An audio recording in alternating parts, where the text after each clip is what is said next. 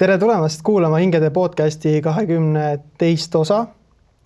Täna on meil külas üks väga eriline, hästi positiivne ja samas hästi rõõsa ja rõõmus roosas naine, kelle iga päev üks tegevustest on kindlasti tarokaartide lugemine ja selle inimeste tõlgendamine. Ta on olnud kindlasti ka muusik eelnevas elus, millest me saame natuke täna rääkida ja ka hobused ei ole tema elust puudunud. Tere tulemast, Tiiu! Tere tulemast, armas Tiiu! Aitäh kutsumast, rõõm on olla siin teiega. Aitäh sulle! Väga armas. Tead, me võiks võib-olla alguses minnagi lapsepõlve. Räägi, kuidas su üldse see lapsepõlv algas ja kuidas ta kulges? Millist elu sa lapsepõlves elasid? Ma ei ole seda tegelikult tükk aega tahtnud avalikult tunnistada, aga ma olen lapsest peale olnud selline natuke metsa poole, natukene imelik, aga kuna ma siis varasemas elus, nagu sa ütlesid, või et nooremas elus olin rohkem nagu siuke avaliku elu, meedia ja muusikamaailmas tegutsev, siis ma selle aja jooksul ei tahtnud üldse rääkida enda nendest tarokaartidest ja enda muudest sellistest spirituaalsetest ja vaimsetest kogemustest. Meil on ühiskonnas väga palju sellist võib-olla, et mitte hukkamõistu, aga võib-olla natuke võõrastamist, aga juba väiksest peale mina näiteks nägin igasuguseid olendeid, eriti öösel, eriti kui tuled olid kustus ja kõik magasid, siis hakkas maailm minuga rääkima ja igasugused vaimumaailma tegelased ja selline tükk aega ma arvasin, et see on selline fantaasia minul, mis ma ette kujutan, siis ma tükk aega ka väiksena arvasin, et kõik ju näevad seda. Üldse sellist väga maaelu elasin. Mina olen maakas, tulen maalt Rakvere lähedalt ja mul on väga selles suhtes olnud tore lapsepõlv, et väga palju olen saanud nautida loodust ja loomi ja hobuseid ja hästi selline maalähedane elu ühest küljest. Teisest küljest, kui me räägime minu kodust, minu perekonnast, siis mina olen kõige vanem laps 7. Mul on 5 venda ja 1 õde. Ja mina olen see boss nendel. Ja minuga, et mis nüüd, kui me hakkame tarodest rääkima, siis mis ma tihti ütlen, et või ka inimesed natuke peegeldavad mulle, et mul on selline vanema õe energia. Et teate, et kui sul on mingi mure, siis sa lähed vanema õe juurde, ütleb, et nii, räägi ära, mis sul on, leiame sulle lahendused, et ma olen natuke tarodes ka selline, nii nagu me enda siis nooremate õdede vendadega olen. Et meil on suur pere. Meid oli palju, see oli natuke kaos, et mis meil seal toimus, aga niimoodi ma siis üles kasvasin ja nendest nagu spirituaalsetest kogemustest rääkides. Loomad rääkisid minuga, kassid, koerad, kuidagi ma kuulsin, kui nad kutsusid minu nime ja nad saatsid mulle mingisuguseid selliseid värguandeid, sõnumeid, hästi nagu tugev side alati loomadega. Ja 13-aastaselt ma hakkasin mäletama enda eelmisi elusid, täiesti sellise natuke tühja koha pealt, et ju siis oli tollel hetkel hästi oluline, et see juhtuks minuga. Et hakkasin mäletama enda eelmisi elusid teistel planeetidel, erinevates kehades ja siis tarokaardid ka jõudsid minuni 13-aastaselt. Et see 13 number, mida ma viimased 6 aega näen igal pool 13. Aga jah, et need tarokaardid mul tekkis hästi tugev nagu huvi nende vastu. Ma ei mäleta, kus ma neid teada sain koolist või internetist kuskilt. Ma sain teada, et sellised asjad on olemas nagu tarokaardid ja siis lasin vanematel endale, et jõulutaks kinkida. Et ainuke asi, mis mina jõulutaks tahan saada jõuluvannalt on siis tarokaardid ja siis nad sõitsid Rakverest Tallinnasse ekstra, et Rakveres ei olnud ühtegi esoteerikapoodi, sõitsid siis ekstra Tallinnasse, ostsid mulle need minu esimesed tarokaardid ja sealt see nagu teekond nagu algas, et siis ma ennustasin ju enda sõpradele ja ka pereliikmetele ja mul ema ja õde ja sõbrannad ja kõik, kes mul on seal käinud, aga ma ei arvanud, et ma kunagi teen seda nagu tööna. Et kasvasin suureks ja üldse läksin muusika ja nagu meediamaailma siis edasi. Ja siis mul käis mingi järgmine identiteedikriis siis üle circa nagu siuke 6 aastat tagasi, et mul saavadki nüüd see taro business nii-öelda saab aprillis nüüd 6-aastaseks.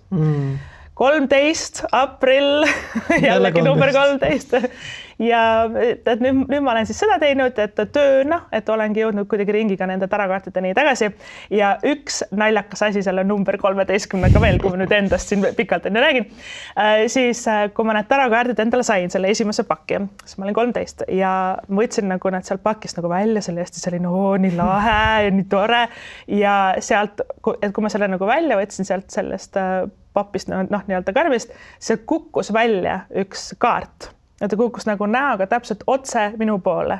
See oli kaart number 13, surmakaart. Täpselt niimoodi. Ja siis ma vaatan seda luukere ja ta natuke nagu õudne näeb välja ja surm on seal kirjas ka suurelt. Ja siis ma mõtlesin, nii, mida ma nüüd tegin, et aga kui see tegelikult surmakaarti õpid tundma, see tegelikult väga selline positiivse tähendusega, eks ole, ta tähendabki uue ukse avanemist, transformatsiooni, et see on hästi selline huvitav mõte, selline lugu, aga ma korraks niimoodi natuke ehmatasin ära, et see kaart siis või et see pakk andiski mulle kohe märku, et sul nüüd hakkab uus teekond. Aga kas see lapsepõlvest nagu kuidagi hirmutas ka sind üldse see, kui sa nägid nagu mingeid vaimuolendeid või see, et nagu teised lapsed, kas sa tajusid seda, et teised lapsed saavad ka samamoodi aru või? Tead, ma pigem ütlen, et see oli tüütu. Ma ei tundnud otseselt nagu hirmu, sest minu jaoks oli see väga tavaline. Mul oli tüütu sellepärast, et ma ei saanud magada. Et mõnikord seda oli natuke liiga palju. Ma nägin nagu liikumist, mingit varje, mingisuguseid olendeid, kujundeid, et natuke siis kohe, kui nagu tuba läks hämaramaks või pimedamaks, siis hakkas see asi nagu pihta. Siis mul ka minu üks esimesi mälestusi, ma olin lasteaias, ma olin äkki mingi 3-4 aastane niimoodi.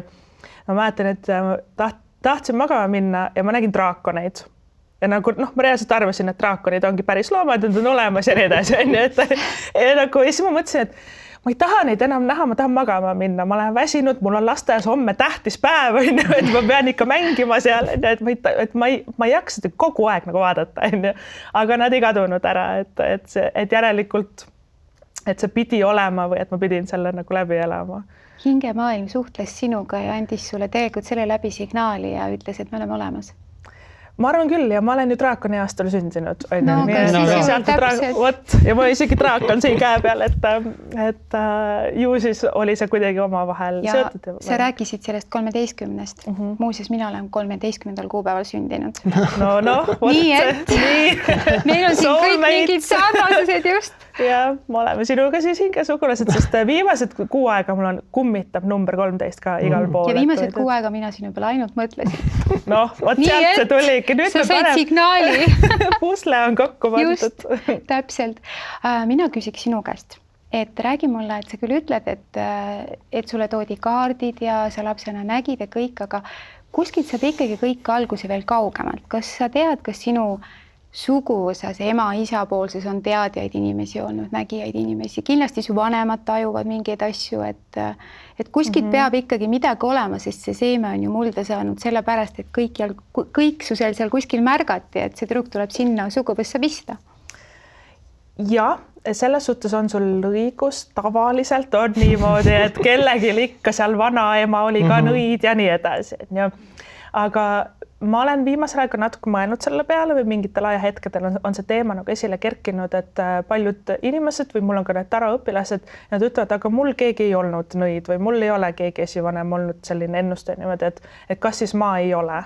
Et minu meelest osadel inimestel see ka tekitab natukene seda tunnet, et ma siis ei oska või ma siis ei saa või see ei ole õige talent või anne mul on ju, et kui mul ei ole keegi esivanem ja mina ütlen, et tegelikult sul ei pea olema, et mõnikord sünnivad täitsa nagu nii-öelda tavalisse suguvõssa jutumärkides ka keegi, kes tegelebki sellise asjaga ja see talent ja anne võib ka niimoodi tekkida lihtsalt, et aga minul endal isiklikult minu vanaema, ehk siis minu ema, tema on selline taimenõid meil, ta teab kõiki ravimtaimi peast, et ta teab kohe, kui sul on mingi häda või haigus, siis tema teab kohe, mis taim nagu aitab selle vastu ja tema teeb neid nagu teesid. Aga ta müüb ka neid siis või on neid võimalik osta kuskilt? Ta on meil natuke selline, ütleme niimoodi, lähme talle koos külla, siis te lähete talle külla, siis ta hakkab teile rääkima tulnukatest ja siis ta hakkab teile igasugused asju, et ta on natuke selline. Aga jaa, et ta on hästi siuke nagu tervendaja inimene, sest ma mäletan väiksena, mul on hästi palju õdesid vendasid, on ju, et kui keegi oli haige, kellegi mingi köhad nahud, siis vanaema nagu hoidis, võttis sülle ja hommikuks oli inimene nagu terve, et ta on hästi nagu sellise energeetikaga inimene. Ja siis tema tütareks minu ema. Minu ema tegeleb konstellatsioonidega, et tema on nagu sinna omadega jõudnud, aga temal see nii-öelda uhuundus hakkas tegelikult hilisemas elus, et mina on ju väiksest peale, aga tema oli terve elu, ta oli raamatupidaja ja hästi nagu sellise nagu töö või karjäärirajaga ja siis ühel hetkel ta nagu tundis, et ta tahab rohkem nagu avaneda võib-olla ka selle vaimse maailma suhtes. Hingemaailm kõnetas teda. Jah, et tema oli valmis nagu siis ärkama ja tegema. Hästi huvitav, et sa justkui ütled, et ei ole olnud, aga samas kõik lähedased ikkagi mingis osas kuidagi tegelevad inimestega või konstellatsioon või ravimtaimed, need on ka tegelikult, see on võib-olla nagu lihtsalt sama valdkond, aga natuke teine asi. Ja tead, mulle isiklikult meeldibki natuke eriline olla. Mulle meeldib, et kui ema tegeleb ühe asjaga, vanaema mingisuguse teise asjaga, siis mina tahan kolmanda asjaga tegeleda. Ma ei taha nagu võib-olla täpselt sama asja teha, mis nemad on ju teevad, et tahaks nagu midagi nagu enda moodi, tiiu moodi teha. Et võib-olla ka sealt need kaardid on rohkem nagu minu teema.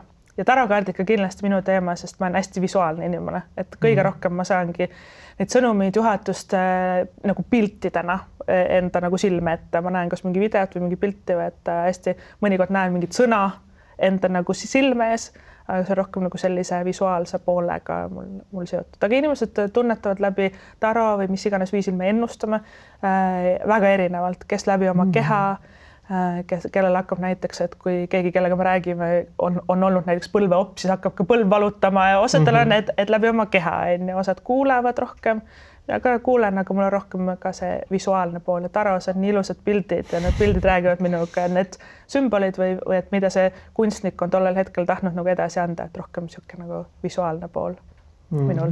Kas on niimoodi, Tiiu, et tarosid vaadates teinekord erinevatel kunstnikutel, kuigi võib-olla ütleme näiteks kas või see sama surmakaart, ta on kujundatud erinevalt, eks?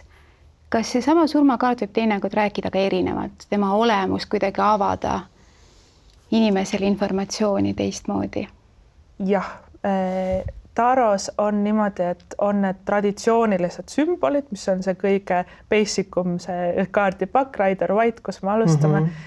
Ja taros igal kaardil on omistatud mingid sümbolid või mingi tähendus, eks ole, sellele kaardile. Aga nii nagu ma enda õpilastele ka ütlen, et tunne on tähtsam kui tähendus. Et sa võid seda kaarti vaadata, see võib tähendada ühte asja, seal võib isegi pilt olla ühtemoodi, aga kui sina tunned midagi muud või sa näed või tunnetad või sul hakkab hoopis mingi muu story tulema, kanaldus tekib mingi teistmoodi. Siis see on palju õigem ja palju täpsem alati kui see, et sa raiud seda, ei, see kaart ikka tähendab on ju seda. Ja need erinevad kunstnikud, nagu mulle väga meeldib kunsti, ma olen väga visuaalne inimene, et nad ju ka näevad ja tunnetavad enda moodi ja võib-olla näevad seda surmakaarti või et mis iganes muu kaart tõlgendavad, näevad, loovad sinna hoopis mingit uue maailma, uued värvid, avavad hoopis mingi uue planeedi energiat kuskilt, et see on nii ilus. Sellepärast mul ongi hästi palju erinevaid tarokaardipakke. Kui palju sul neid on? Ma ei ole kokku lugenud. Tuhandeid? 34 tükki on neid, mul on neid tarokaardid, oraklikaardid ja mul on kingitud nüüd neid Lenormande ka natukene, aga seda ma ei ole veel proovinud nagu õppida või avada. Neil on oma selline eraldi tõlgendussüsteem sellel Lenormandil siis ka. Kas sul on oma lemmikkaardid ka?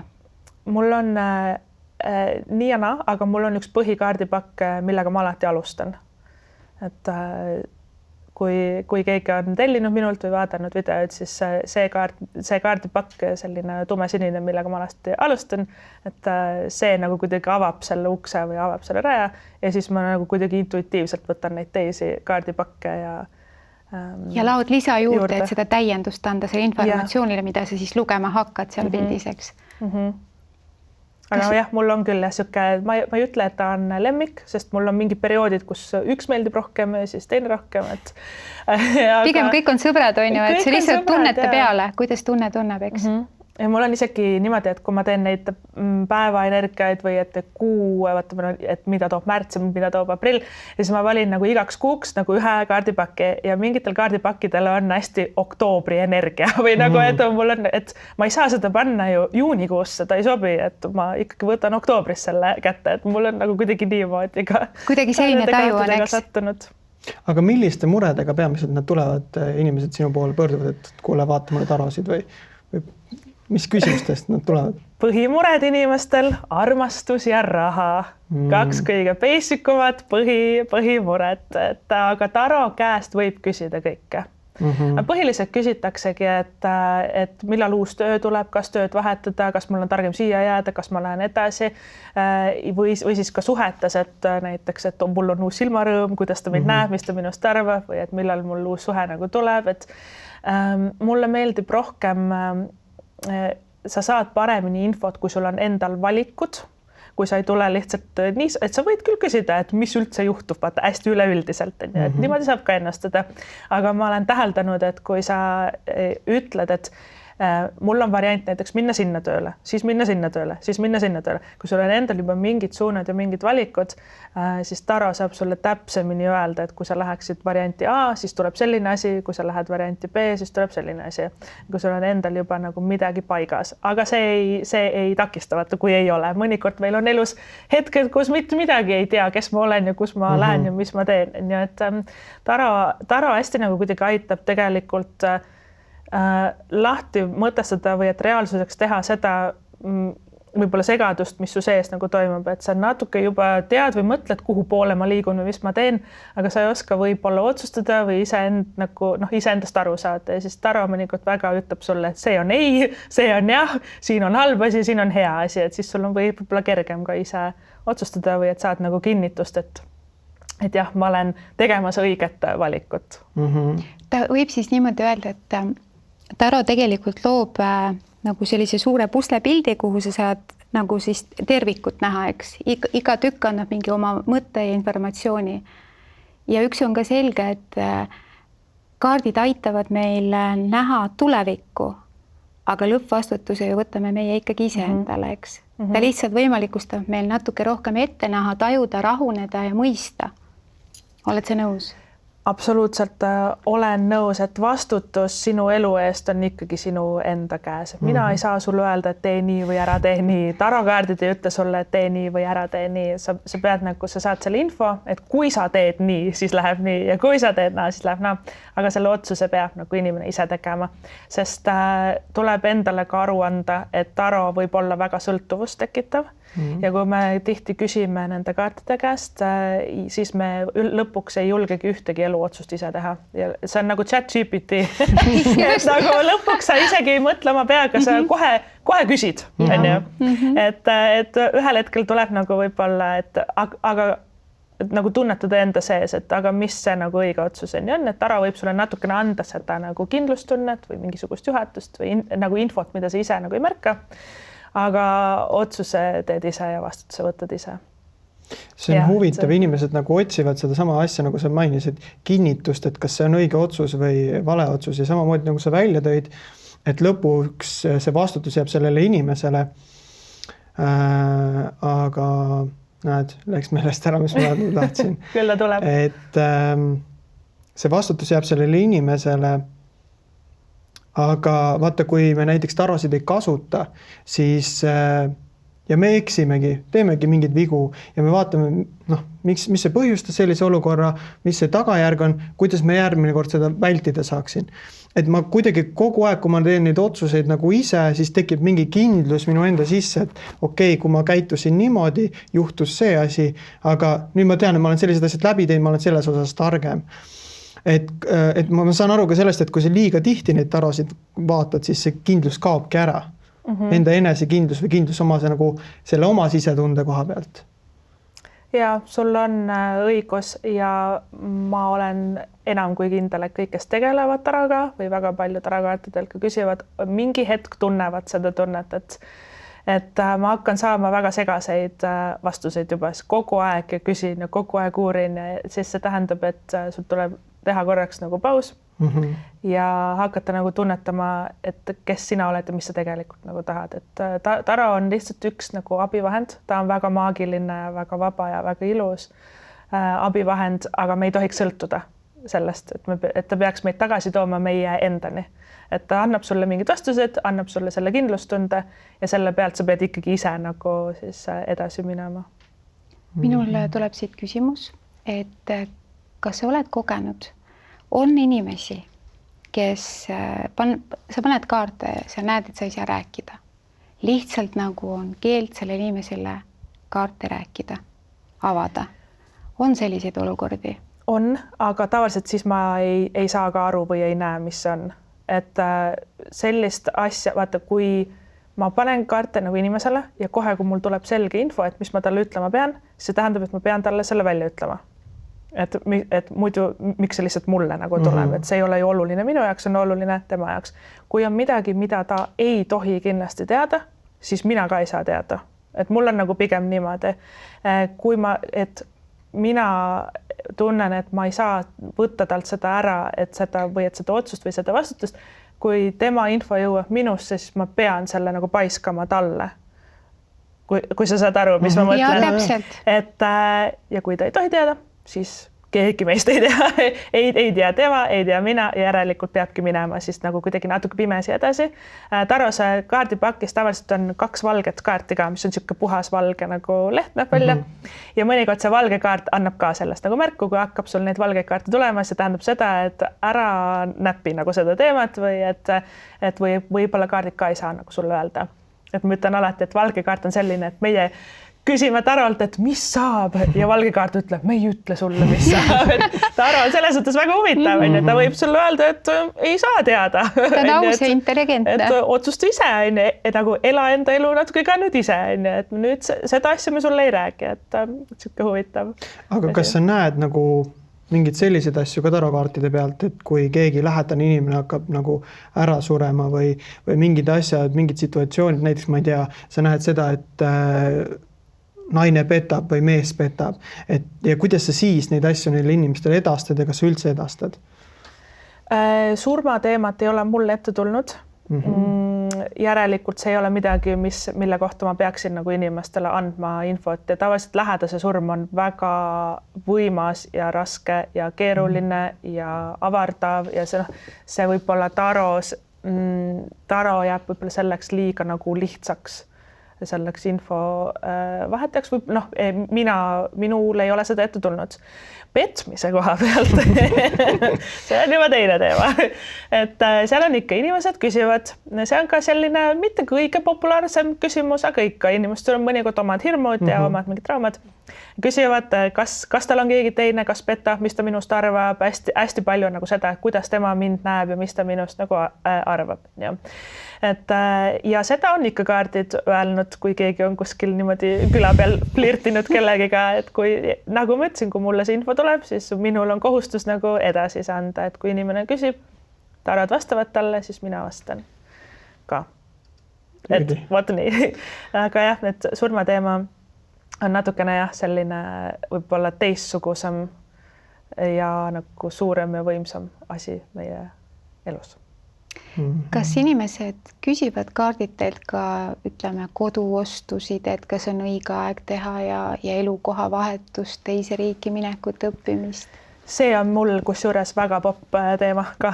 On kuum teema, jah? See on et kas osta, kas kolida, millal, kuhu, mul on saadetud isegi need aadressid, kellel on seal 5, kellel 10 juba valikus, kes seal otsib ja vaatab.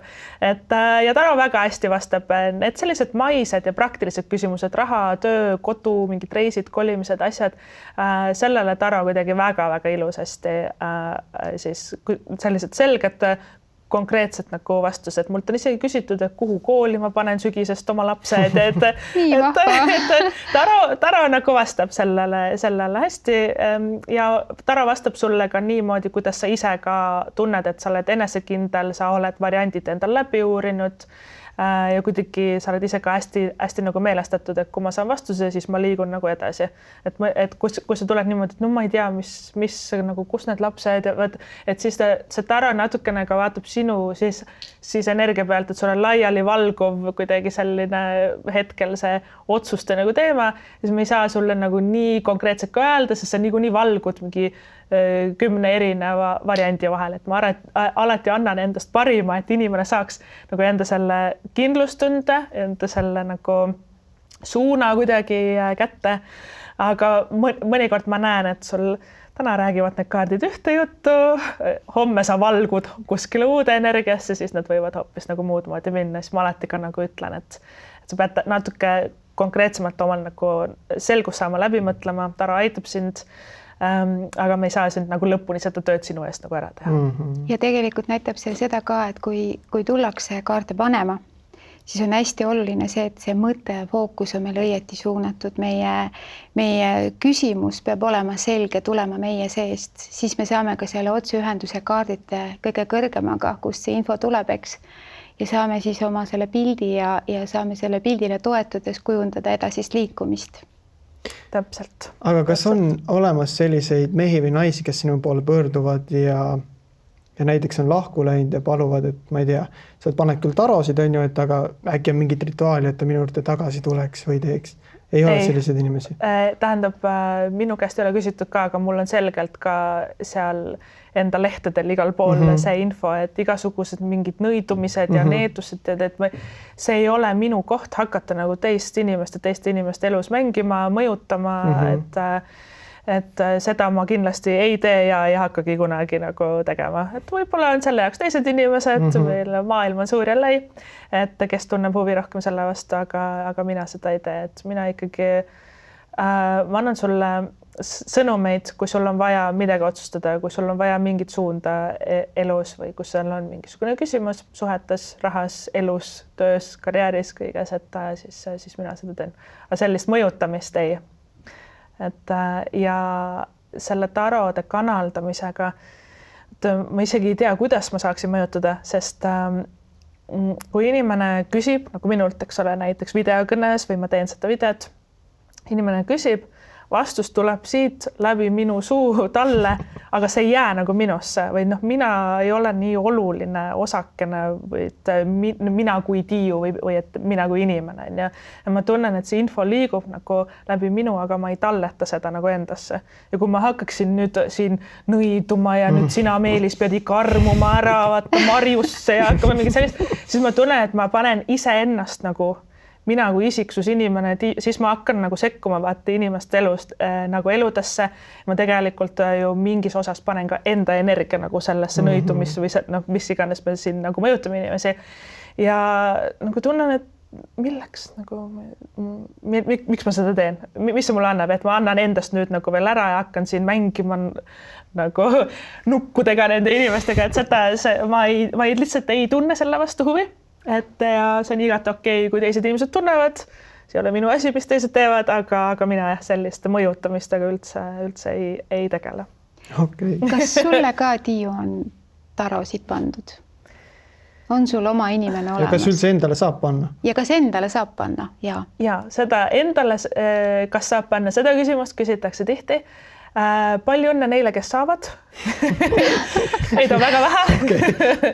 Et mul üks esimesi raamatuid, mis ma ka Taro kohta lugesin, seal on kirjas niimoodi, et endale ennustamine on nagu südamekirurg teeks ise endale operatsiooni. Et sa nagu midagi oskad, aga sa ei näe otseselt või et mis sa seal nagu teed. Et ongi natuke nagu segane tunne, et mina isiklikult endale, ma saan midagi ennustada, mul on väga siuksed hägused vastused alati, et ja paljud on nagu seda maininud, kes tarodega tegelevad rohkemal või vähemal määral, et endale on väga raske ennustada. Teistele kõik kohe näen, kohe ütlen, kohe nii on, et koli sinna ja tee seda, aga endale on raske. Et ja võib-olla tõesti, oled õnnega koos, kui oskad, või et kui saad endale siis ennustada.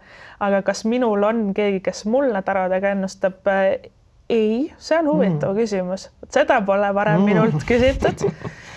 Ja mina ei ole käinud ühegi ennustaja juures ega taro inimese juures ega ma kunagi ammu, kuna mu ema tegeleb konstellatsioonidega, siis ma olen sattunud tema kaudu, aga see on lihtsalt, et ta on kutsunud mind nagu appi. Ja see, ma ei ole ise küll kuskil käinud ega küsinud, et interesting. Ma nüüd pean natuke mõtlema, et miks huvitav. Aga kui sinul tekib elus mingi hetk, kus sa tunned, et sa tahaksid ka kellegi kõrvalt nägija tead ja tuge või nägemust, kelle juurde sa läheksid? Kas meil on Eestis mõni selline inimene, kes sinu hinge kõnetab? Selline teadja või tervendaja inimene? Või taroloog? Või taroloog. Kes kõnetaks, kelle juurde sa tahaksid minna? On sul mõni? Ma ei tea, ma olen nii harjunud kõiki ise tegema. Et kui ma natukene mõtlen ja uurin või kui ma mingi nimekirja endale ette saaksin, siis ma arvan, et ma mõtleksin välja, kelle juurde ma läheks. Ma pigem ütleksin niimoodi, kui mul tekib elus mingi suurem probleem või krahh või siis ma tunnen, et ma valiksin tegija selle järgi, mis klapiks nagu selle probleemi või teemaga. Mitte võib-olla, ma arvan, et tunnetuse pealt. Ja mul on alati selline tunne, et kui mul on tõesti seda kõrvalist abi nagu vaja, siis see õige inimene kuidagi kogemata jõuab nagu minuni. Et ma pea ise nagu kuskil kraapima ega otsima, aga ma ei oska ühtegi nime nagu välja tuua, et mul on kunagi kingitud ka see, et sulle tehakse sünnikaart, et selline astroloogia ja see on toiminud väga hästi, et 2 korral vist on mulle seda tehtud ja väga ilusasti on inimene mulle selle sünnikuupäeva ja aja põhjal rääkinud kohe minust kõik ära, et see on nagu väga haakunud ja klappinud minuga. Aga üldiselt see on praegu väga huvitav küsimus, sest mina ju ei küsi abi, mina saan nagu ise hakkama. Et ma olen ju alati seda suutnud ja osanud ise endale need vastused anda. Aga võib-olla tänu sellele küsimusele teemale äkki ma peaksingi ennast avardama rohkem sellele, et nagu koostööd tegema, küsima ka nagu teistelt ja avama ennast rohkem sellele, kui ma kätt ette ei pane. Kusjuures see on väga vahva, et sa nii mõtled, aga mina loen sinu jutust, kui ma sind kuulan, tegelikult sellest mõttest välja ka selle, et sinus endas on noore inimesena tublidus, väga selge ja hea taju, sa usaldad ennast, sa austad ümbritsevat, sinu sisemaailm on piisavalt tugev, et ise tajuda ennast piisavalt hästi. Ja kindlasti sa ei ütleks kunagi ära, kui keegi kuskil teele tuleb, et kuule, lao mulle mõni põnevusega tahaks vaadata lihtsalt, mis seal on. Sest ega alati ei pea ju minema kaardipanija juurde, kui sul on mingi probleem. Võib ka minna, et vahvalt midagi vahvat ette teada. Kas see selleks, et elul oleks veidi vürtsi? Oled sa nõus? Jah, olen sinuga nõus. Ma olen ka teinud tarosid käinud tegemas erinevatel üritustel. Ja mis ei ole üldse esoteerika üritused. Need on tavaliselt selline ettevõtte mingi jõulupidu või et mingi aastakaala. Ja siis mõnikord mind kutsutakse, et see on hästi lahe ja see tekitab inimestes väga-väga palju huvi. Et viimati, kui mul nüüd oli üks nendest üritustest, see järjekord minu selle ukse taga oli väga-väga ja see inimesed ei läinud vaatama kõnesid ega esinejaid, meil olid kuulsad lauljad ka seal kohal, see üks suur gaala õhtu hästi äge oli. Inimesed selle asemel, et osa võtta sellest peost, olid kõik sinu juures. Ja osad seal ka rääkisid, et nad olid 1,5 tundi seisnud seal ukse taga ja nagu oodanud, et see tekitabki põnevust ja sul on täiesti õigus, et ei pea olema probleem või mingi hullult küsimus. Mõnikord lihtsalt räägi, mis tuleb, et mõnikord on nagu põnev, et jaa, kui mul oleks võimalus niimoodi või et keegi siin oleks, et siis muidugi, et ennustas mulle ka ja mis siis tuleb, et ma olen sellele nagu avatud. Aga kui on tõesti vaja mingi hull eluotsust teha, siis ma olen väga vaata, minul on selline harjumuspärane see, et ma teen ise, ma otsustan kõike ise, et ma lihtsalt on selline isiksus. Väga põnev persoon, oled sa väga äge. Mis on see, mis sind, kui sa pikal tööpäeval inimestele jagad teadmisi, õpetad, ennustad, mis on see, mis sind päeva lõpus ennast maandab ja tasakaalustab, millega sa tegeled? Trenn kindlasti, jõusaal, vägagi. See on nii oluline enda keha eest hoolt kanda, et see on nagu number üks asi, mis mul nüüd viimased paar aastat on, et ma pean minema, kui ma ei lähe, siis hakkab juba selline kerge värin sisse tulema. Et hästi nagu keha peab maandama, seda ma olen õppinud. Ja ma olen ka õppinud teiste inimeste neid teemasid ja muresid mitte nii palju enam nagu endasse võtma. Kui inimesed mulle kirjutavad või kui ma neid lugemisi teen, siis absoluutselt ma tahan, et tal läheks väga-väga hästi, et ma tahan, et ta oleks õnnelik, ma nagu üritan väga positiivselt nagu kõike seda teha, seda võnget edasi anda.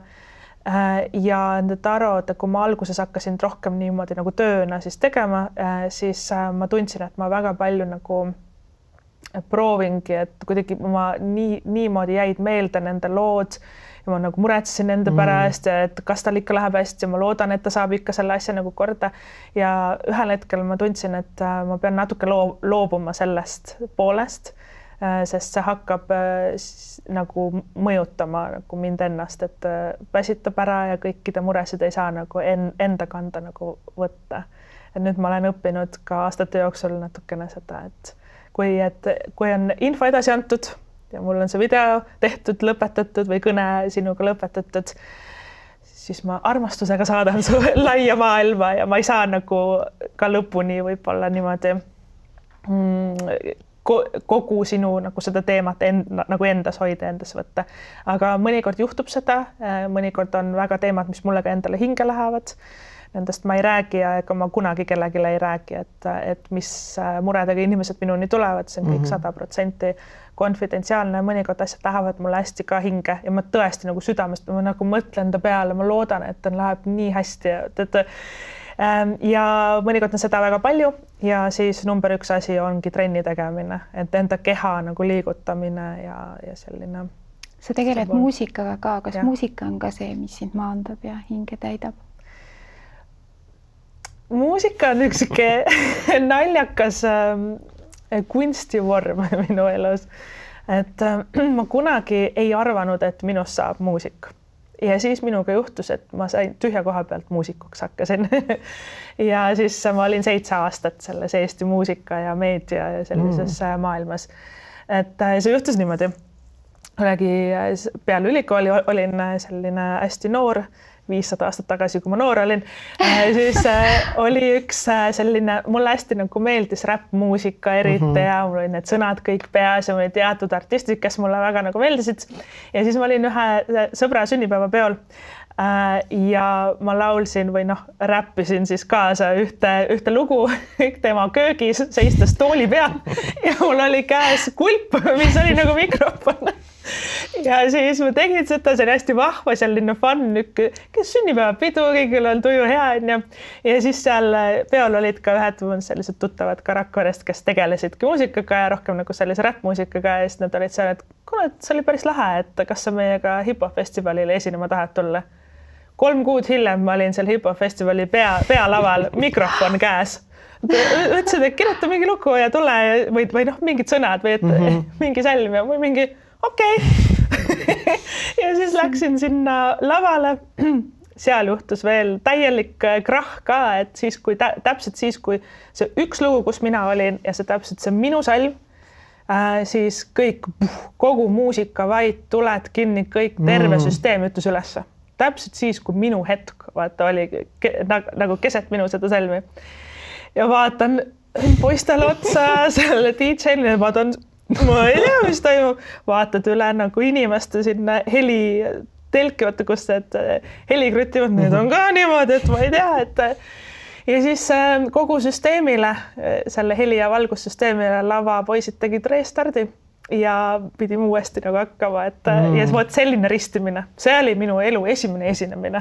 See oli sisseõnnistamine. Põhimõtteliselt küll, aga ma tõesti, see oli selline, et vaata lavale minek, eriti nagu esimest korda ja ka mõnikord nendel muusikutel, artistidel, kes on juba mingi aastaid olnud laval, ikka tuleb mingi närv sisse. Ja ma mäletan, kuidas ma värisin, see mikker värises niimoodi käes. Ma ei tunne, et ma tahan oksendada ja surra, aga ma ei tea, mis järjekorras on. Et see oli hästi siuke nagu võimas hetke, ja isegi kui kõik läks pekki ja kõik kogu süsteem oli pekkis, siis ma jäin nagu sinna, ma ei andnud alla, ma ei hakanud nutma, ma ei jooksnud minema, me teeme edasi, ma võtan ennast kokku, me saame kõik, et minu meelest see hetk kasvatas nagu mind väga palju nagu seda enesekindlust, et tulin sealt lavalt niimoodi maha, et nüüd ma hakkan muusikat tegema. et ja hakkasingi, et ja kui ma selle endale pähe võtsin, siis ma hakkasingi tegema ja selle järgmised 7 aastat ma siis esinesin igal pool festivalitel, me käisime Positiivusele, kutsuti meid esinema Lätti, ma olin Eesti Laulul nagu, et nagu nullist. Ma ei ole ju kunagi õppinud muusikat, aga kunagi noorena kooris laulsin jõululaule, siis kui aktus oli. Et, ja natukene õppisin klaverit, kui ma olin 8-aastane, mingi aasta või 2 või niimoodi. Et mul ei ole nagu mingit klassikaliselt treenitud laulja ega niimoodi, aga jõudsin näiteks Eesti kõige vaadatumasse siis muusikasaatesse Eesti Laulu on ju, et see on otsesaade ja sa pead seal olema esinema, et sul on võimalik täiesti nullist, täiesti tühja pealt, sa ei pea mitte midagi teadma, just do it, hakka pihta, kui sa midagi tahad. Ja see võttis aastaid aega, aga ma jõudsin nagu sinna välja, et iga aastaga aina nagu ägedamaks läks. Et selline teekond muusikas, et sellepärast ma ütlen alati, et see muusika, et ma ei tunne, et see oleks selline nagu hingeline mingi teema minu jaoks, et aga minu jaoks on see olnud üks selline suur fannimine, et see on nii lõbus ja samas mõnikord sul on see, et lavanärv, siis sa lähed ärevuse, siis sul on uued inimesed, siis sul on intervjuus, sa pead tegema, et see on nagu selline huvitav maailm, mis on väga kirju ja väga värviline. Igaühele see kindlasti ei ole ja ühel hetkel ka see meedia tagasiside ja need kommentaarid ja väga palju negatiivseid kommentaare, et see valguse ja varju pool käib ka selle muusiku ja selle avaliku elu juurde. Ja psüühiliselt, ma ütlen ausalt, kuulsusi nagu igaühe jaoks ei ole, sest see varjupool muserdab sind ka nagu korralikult. Need negatiivsed kommentaarid, see meedia ilkumine, seal on ka väga palju nagu seda poolt. Ja öeldakse, et kasvata paks nahk, ise sa tahtsid kuulsaks saada. Need on nagu selline põhi nagu laused, mis sulle öeldakse. Ja ma ütlen, me ei peaks tegelikult mitte keegi endale kasvatama paksu nahka või seda kaitsekihti, see ei ole normaalne. Palun lõpetage inimeste norimine selle asemel, et teine inimene peab nagu kuidagi kaitsekihti endale tekitama ja hakkama saama. Et me oleme suunanud selle nagu vastutuse valele poole. Aga jah, et natuke sellised õpetussõnad siin. Need on väga tärgad õpetussõnad. Võiks õppida pigem inimlikkust ja südamlikkust ja kuidas teiste inimestega suhelda, mitte neid kuidagi muserdada. Aga see näitab seda, et inimese enda sees on midagi väga valesti ja ta justkui lihtsalt elab sinu peal välja seda. Et seda kindlasti ei maksa isiklikult öelda. Meil on ka siin igasuguseid kommentaare olnud ja ütlemisi, aga väga tihti on need ilma reaalse pildita inimesed ja kes lihtsalt elavad ennast välja. Et nii on, et see on üks osa meie ühiskonnast ja loodame, et nad kuidagi tervenevad siis. Loodame parimat nende jaoks. Tead, ma tahaks natuke rääkida ka sellest kogemusest, mis sul on, mis ei ole väga paljudel inimestel, et selline surmalähedane kogemus. Ahaa. Okay. Räägi, kuidas see sinu elus oli, mida sa kogesid siis sel hetkel? Okei. See juhtus vabariigi aastapäeval 24.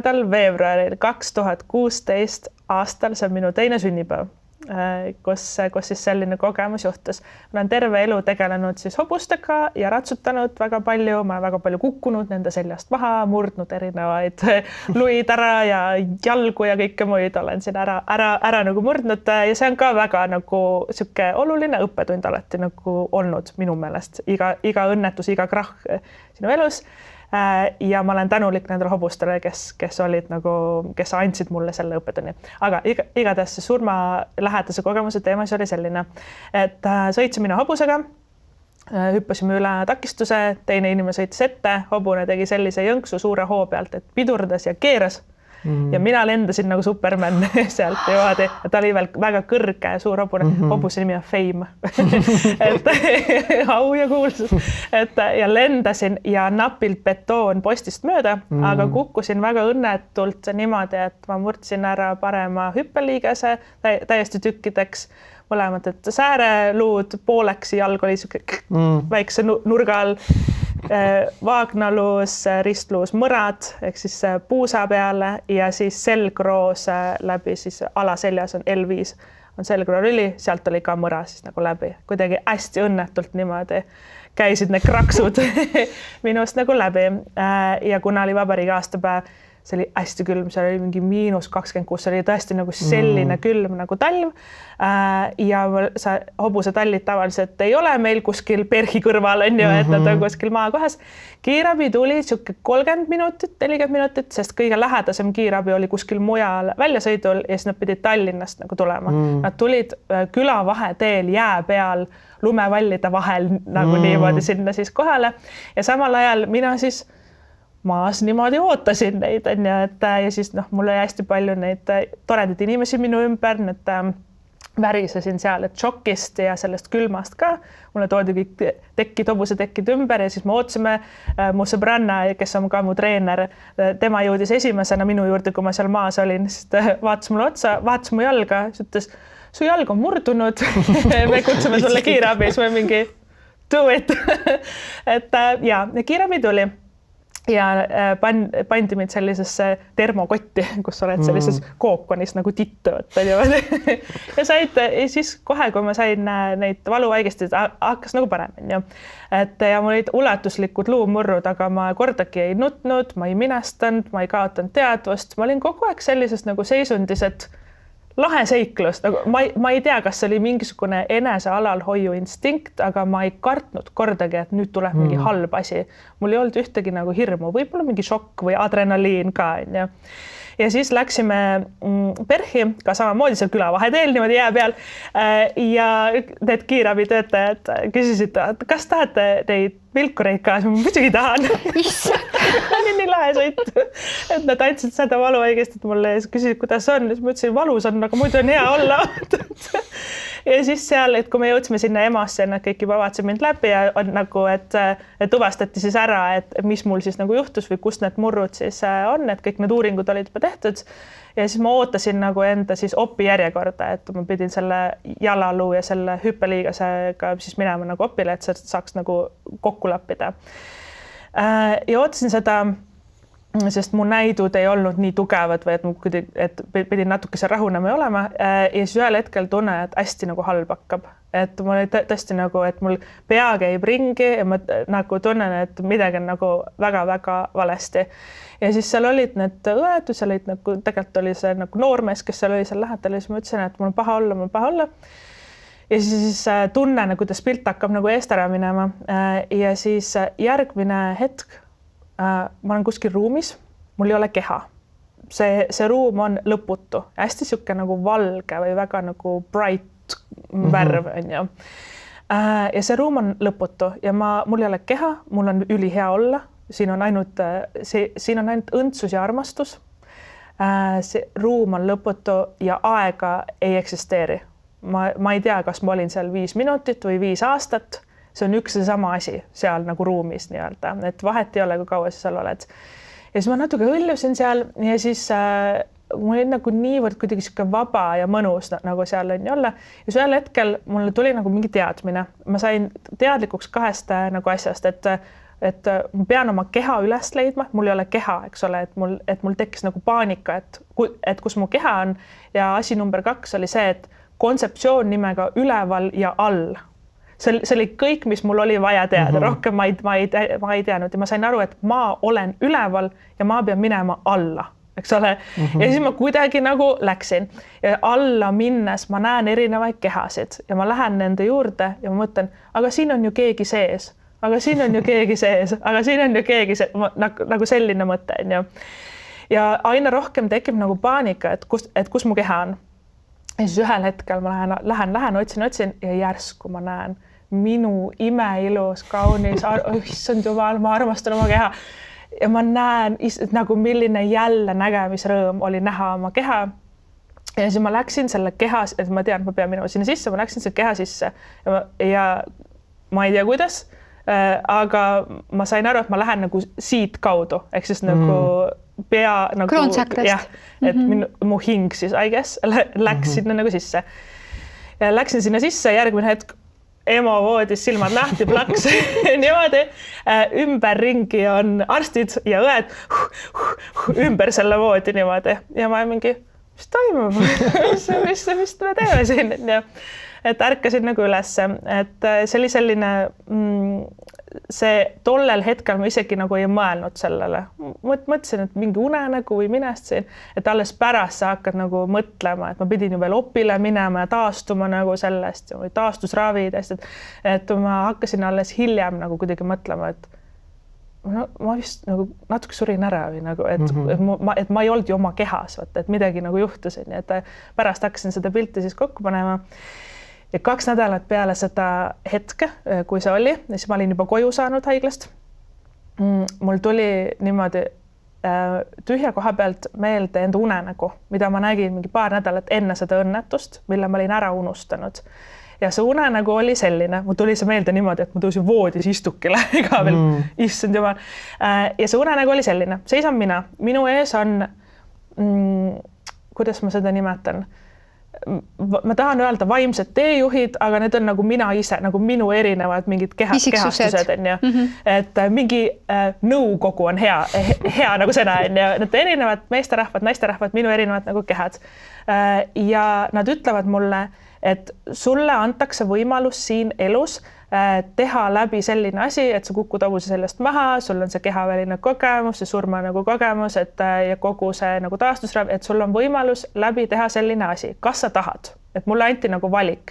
See ei olnud minu nagu tavasaatusesse kirjutatud, ette nähtud. See oli mingi lisaülesanne, mis mulle nagu anti ja mulle anti valida, kas ma tahan või ei taha. Ja ma mäletan seal unenäos, ma olin kohe, jaa, muidugi teeme, aitäh, et te pakute mulle nii head asja. See on parim, nagu ma olin lihtsalt rõõmuga ja õnnega nagu nõus, et ma saan sellise asja nagu läbi teha. Siis mõtlesin, miks ma nagu, mul on jalg katki, mul on kargud 6 kuud, ma ei saa mitte midagi teha, enne. Aga ma olin nii õnnelik seal unenäos ja vaat sellepärast mul ongi tunne, et ma ei tundnud kordagi mingit hirmu, et minuga juhtub midagi, et seal kiirabi oodates või seal kiirabis olles või et üldse mul ei olnud nagu sükest halba nagu tunnet sellest nagu olukorrast.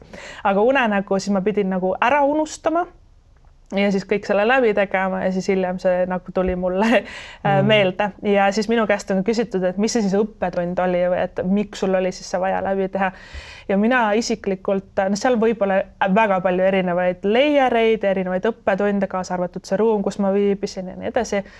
Aga minu jaoks oli üks väga raske õppetund oli, kuidas vastu võtta teiste abi. Sellepärast, et kui sul on kargud ja su jallaluus, mul on nüüd metallist hüppeliige, mul on seal kruvidega kinni pandud kõik need luud. See taastusravi oli 6 kuud, 2 kuud ma üldse ei kõndinud, siis ma hakkasin karkudele vaikselt nagu harjutama, mul oli väga valus. Ja sa ei saa ise mitte midagi teha, sa ei saa kuskile minna, sa ei saa kellegile külla minna, sa ei saa õue minna, sa ei saa ise ennast pesta, sa ei saa nagu see, et sa ei saa midagi, sa ei saa kööki minna, võtta teetassi kätte ja minna sellega elutuppa, sest sul on kargud.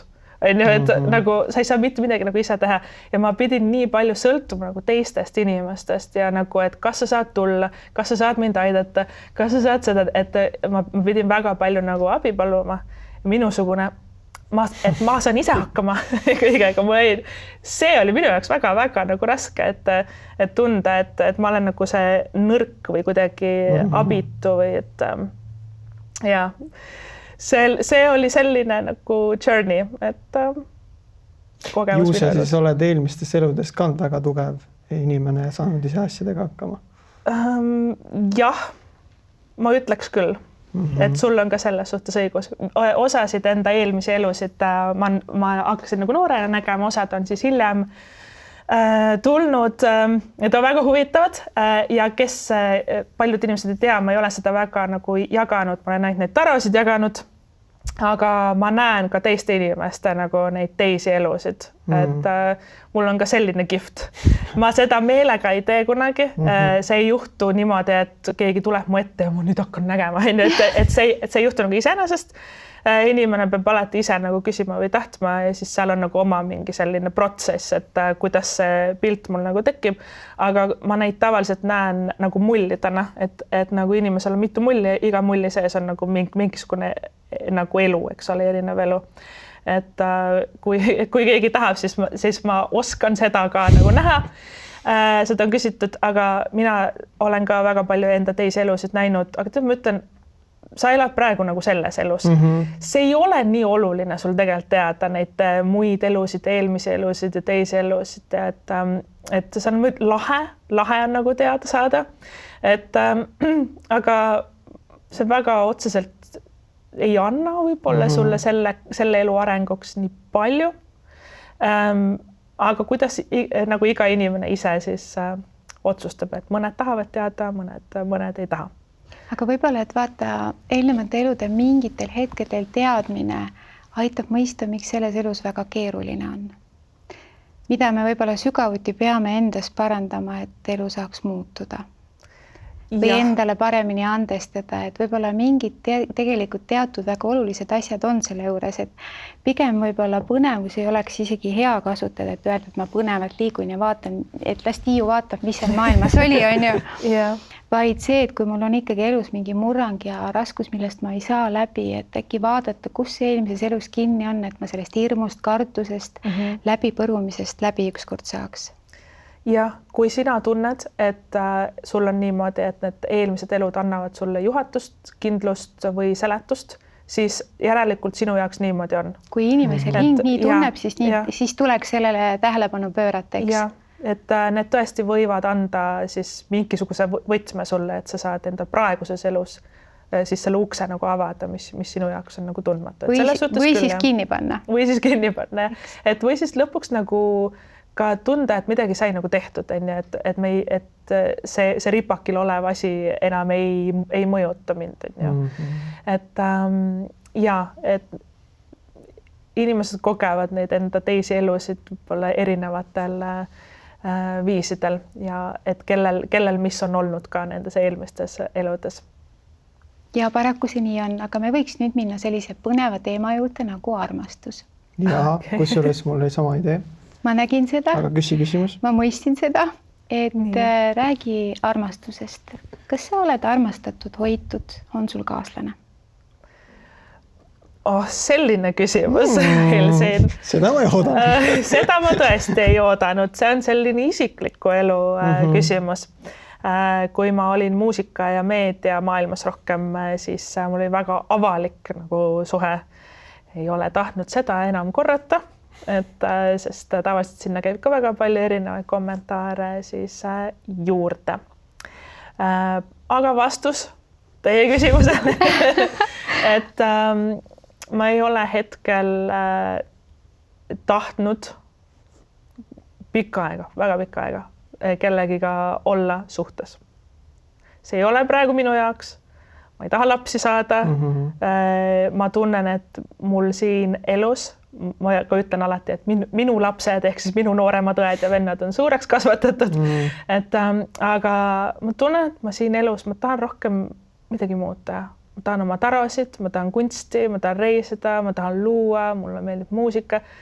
Need on minu kaaslased ja minu lapsed. Ja ma ei ole hetkel üldse. Ma ei välista mitte midagi, aga et selles mõttes ma olen väga voolav inimene. Kui mul tuleb uus idee, siis on uus maailm, et ma ei ütle nagu never say never. Aga ma tunnen, et praeguses eluetapis teiste inimeste energia, ma väga valin, kes kui lähedal minu elus on, sest see mõjutab mind väga palju. Ja mul on selline iseendale keskendumise aeg olnud siin väga pikalt ja ma olen seda ka väga nautinud. Aga see periood vististi peaks iga inimese elus olema, kus me oleme iseendaga. Vot, ma olen nõus sellega. Ma nagu üritan mitte halvasti öelda, sellepärast see ei ole nagu minu asi, mida teised enda eluga nagu teevad ja ma ei kommenteeriks seda ka kunagi. Ma siis ütlen hästi üldiselt. Mul on tunne, et me oleme väga keskendunud nagu paarisuhetele siin ühiskonnas ja maailmas. Meil on igast armastusfilmid ja sa pead olema koos ja abielus. Me väga, et see on hästi normaalne ja tavaline, et meil on nagu teatud, et me peame nagu kellegiga koos olema ja kellegiga ennast nagu ära siduma. Siis kõik, mis on nagu normist erinev, on järsku nagu imelik või kas tal on viga midagi või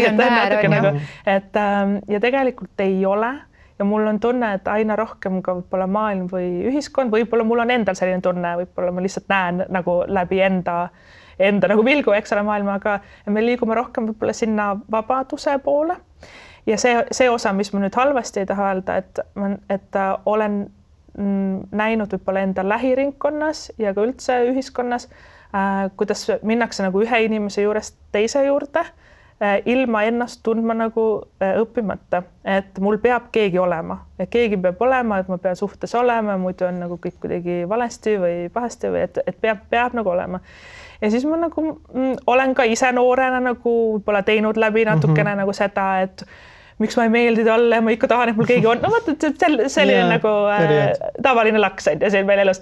Ja siis mul ühel hetkel nagu tundsin, et ma ei taha nagu. Et ma tahan nagu kogeda hoopis nagu teise nagu poole pealt seda suhete teemat ja armastuse teemat, võib-olla natuke nagu teise kohale peavad seda. Ma olen nüüd teinud aastaid ka ja ma olen väga palju ise ennast õppinud rohkem tänu sellele nagu tundma. Ja kui sa teed ka enda äri, see on väga spirituaalne teekond. Et see nagu taro äri, see ei ole ainult see, et las ma natuke ennustan sulle, sinna juurde käib ju kõik kodulehtede haldamine, kõik sotsiaalmeediakontod ja kõik see, et see äriline pool ka. Et see on ka ju natuke nagu suhe ja see on ka natuke nagu sinu laps või sinu nagu kaaslane sellel nagu teekonnal, kes õpetab sind väga-väga palju. Ja ma tunnen, et kui mul oleks olnud ka veel mingi pere või lapsed või keegi kaaslane või keegi minu läheduses, mul oleks väga palju auru läinud nagu sinna ja ma ei oleks saanud sellisel määral nagu teha seda tööd või ka nagu see on nagu kuidagi olulisem minu journey'l praegu. Et olla nendes tarades ja olla enda selles, kui nagu nende suhetega tegeleda. Väga soe ja aus vastus. Aitäh. Ma andsin endast parima, et seda nagu selgelt väljendada, aga meil on nagu igalühel on oma teekond. Keegi, kes tahab olla koos ja 10 last, jumala eest nagu, et ma ei anna nagu kellegile hinnangut ja ma alati kui ütlen, kes minu juurde tarades nagu tulevad, et meie Tiiu Taro kanalil me ei anna ühtegi nagu hinnangut, sa elad enda elu nii nagu sa nagu elada soovid ja see, kui mina ei soovi nagu lapsi või peret, ega see ei tähenda, et ma ei ole nagu siis empaatiline või tundlik nagu sinu teemadele, et mul võib-olla inimesed ka, et tegelevad väga raskete teemadega, näiteks lapse kaotus on ju või et raseduse katkemine. Mu süda ju tunneb nagu tema tundeid ka, et kui ma temaga nagu räägin, et see, et ma ise ei taha tegeleda sellega, see ei tähenda, et ma nagu ei mõistaks või et ma ei tunnetaks nagu seda sinu maailma, et sina just tahad, on ju, et sul on võib-olla raske või tore sellel teekonnal, et ma ju näen ka nagu seda. Vot niimoodi. Kas ma loodan, et ma vastasin nagu hästi selle? Kõikidele küsimustele väga hästi, siin ei ole õiget või valet. Aga ma korra küsiks veel, mis sulle need eelmised suhted, mis sul on olnud, mis need sulle veel on õpetanud? Sa mõtled nagu paarisuhted? Jah, paarisuhted just.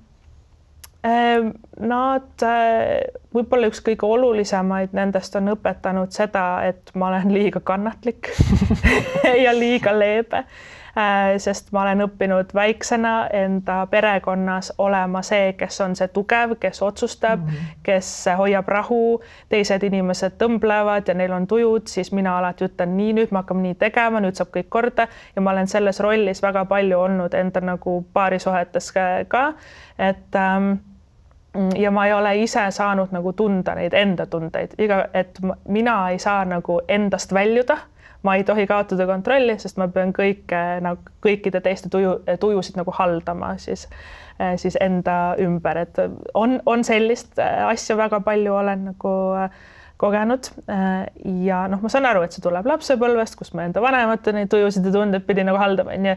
Ja siis me paarisuhetes ju lihtsalt kordame seda sama, on ju, mustrit, mis on meile on ju tuttav, et õpetanud võib-olla ma selle suhte jooksul, mul on tunne, et sa kunagi ei saa aru, mis see õppetund on, kui sa lähed lahku, siis sa hakkad nagu aru saama, sa hakkad nagu tõesti vaatama tagasi, et mida ma nagu tegin või mis asi see oli, on ju, et kus see tuli, et sa hakkad nagu niimoodi mõtlema.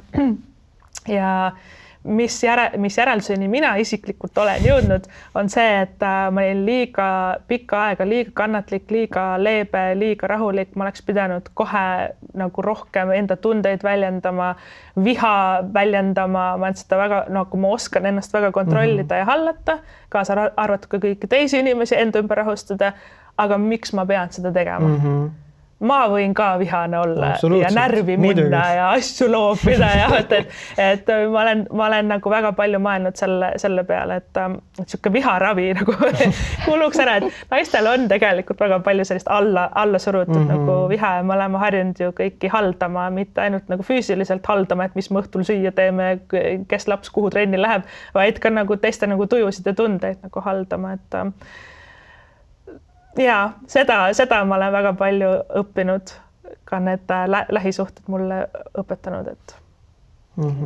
Kui sa läbi kaardid nagu naistele paned kaarte ja ennustad, kuidas sulle tundub, kas me naised oleme oma karakterit, et kõik ühtemoodi või aeg edasi, siis naised muutuvad tundlikumaks või hoopis tugevamaks?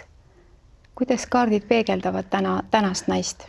Tänast naist, seda on väga raske niimoodi ühte punti panna või kokku võtta. Iga inimene on nii erinev ja enda teekonnal väga erinevas kohas.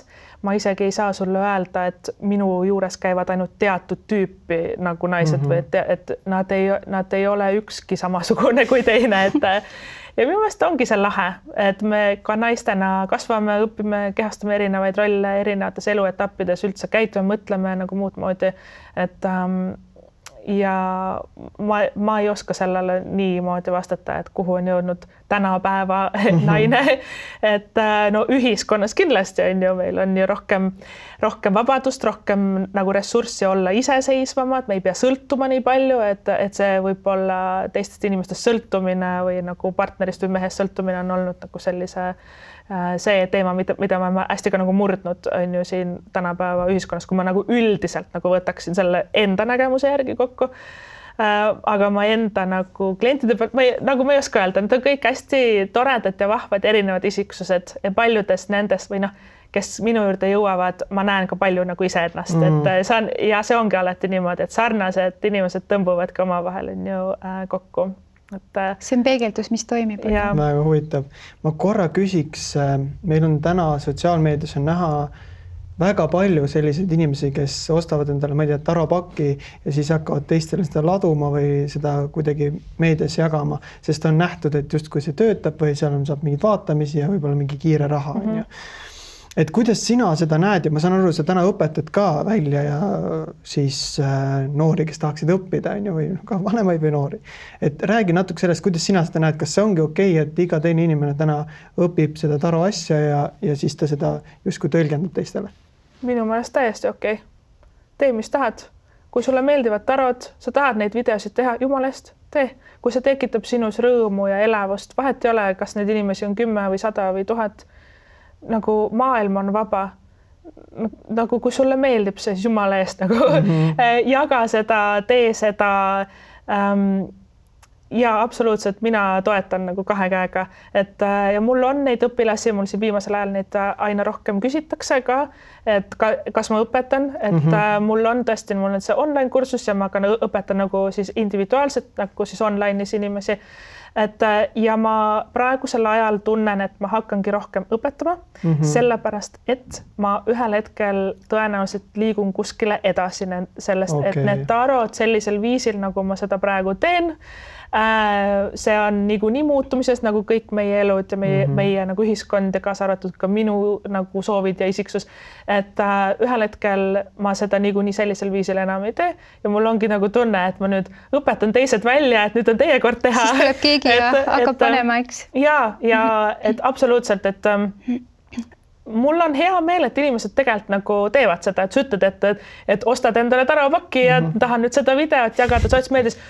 Üliäge, muidugi tehke ja minu meelest inimesed peakski rohkem jagama seda, on see mingi spirituaalne teema, on see tarod, on see üldse midagi muud, et minu meelest see on nii äge, et meil on selline platvorm, selline viis ka jagada enda elusid ja tegelikult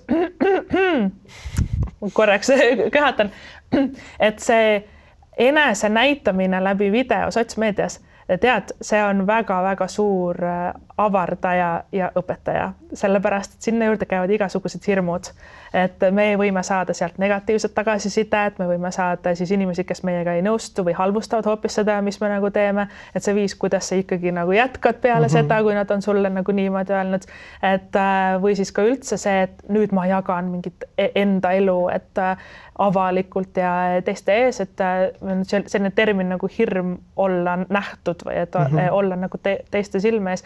Minu meelest see, et sa hakkadki jagama ükskõik kui imelik või minu meelest imelikkus on alati rikkus, et jagage enda nagu imelik asju, et see tegelikult õpetab väga-väga palju see, et ja nagu avab ka sind ennast või annab sulle nagu julgust juurde, et absoluutselt. Et sa kutsud inimesi rohkem sotsiaalmeedias olema aktiivsed ja tulema välja sellest mugavusest. Kui nad tunnevad, et see sotsmeedia on nagu nende jaoks, kõigi jaoks ei ole. Ja mõnikord nagu me kaldume ka võib-olla liiga äärmusesse sellega, et paljud inimesed lihtsalt ainult istuvadki kuskil TikTokis ja siis on aeg panna telefon kõrvale, lähed õue, vaatad, kuidas puud ja rohi teatukene tood ennast tagasi, vaata siia maailma. Aga elu käibki lainetena, et aga jaa, et tee seda, mis teeb sind õnnelikuks ja mille poole sina nagu tunned tõmmet, et kui see on sotsmeedia, kui see on taro, kui see on midagi muud, et siis seda just peakski nagu tegema, et kus see õnnetunne nagu on. Tiiu, mis on sinu hingetee? Väga huvitavad küsimused järjest tulevad. Hingetee. Neid on tõenäoliselt neid ülesandeid või etappe on mitmeid mul siin elus. Minu põhiteema on pigem seotud kunstidega, meediaga, lõbus, elevus. See on minu nagu energia, nii nagu mul just see numeroloog ütles, et Tiiu, sina oled number 3 inimene, sa peadki olema selline elav ja lõbus ja meedia ja bla, bla, bla. Et ma arvan, et minu hingetee on, et kõik inimesed, kes minuga nagu kokku puutuvad või minu suhtes nagu huvi tunnevad, minu kuidagi sfääri nagu satuvad, et ma tahan, et nad leiaks enda selle loomingu ja lõbusa nagu koha enda seest nagu ülesse. See on eriti nagu praegusel ajaetapil see minuga ka hästi nagu haakub. On see muusika, on see mingi maalikunst, on see taro, on see mis iganes, mis sinus nagu tekitab sellist elevust või sa tunned, et sa tahaksid luua nagu tuua siia maailma midagi, teha midagi, aga samas tunda ka ennast hästi lõbusalt ja nagu ägedalt, et see helisev energia. Vot ma arvan, et see on üks minu nagu teekondasid.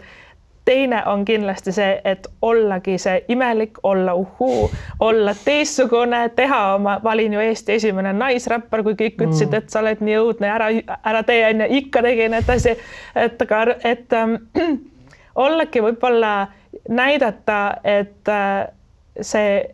mida unikaalsem ja imelikum sa oled, seda kuidagi autentsemat ja ägedamat elu sa tegelikult enda jaoks nagu elad või ka siis ise nagu õnnelik oled. Et see on ka üks nagu minu teekondadest. Mega ilus, kuidas sa vastad nendele küsimustele ja kuidas sa isegi oled nagu ise nagu läbi enda jaoks tõlgendanud või selgeks mõelnud need asjad. Ja sa oled tõesti tohutult positiivne ja sa hakkab, ma arvan, kõigile külge, kes sinuga kokku puutuvad. Väga ilus ja inspireeriv naine oled. Aitäh! Tiiud kuulates tekib selline õhuline kerge tunne. Ja tundub, et tegelikult me kõik inimesed ise mõtleme endale elu raskeks. Elu valem on lihtne. Ela, ole õnnelik, ole tänulik. aitäh sulle, kallis Tiiu, et sa meie juurde tulid. Meiega jagasid tükikest oma armsat sooja hinge, oma maailma, oma maagilisust. Sa oled äge ja uhke naine. Sära, kallis. Aitäh kutsumast siia. Mul oli teiega täna väga tore, sain ka ennast tühjaks rääkida ja nii huvitavaid ägedaid küsimusi ka küsisite, et ma tõesti suur rõõm siin olla. Aitäh. Aitäh sulle, kallis.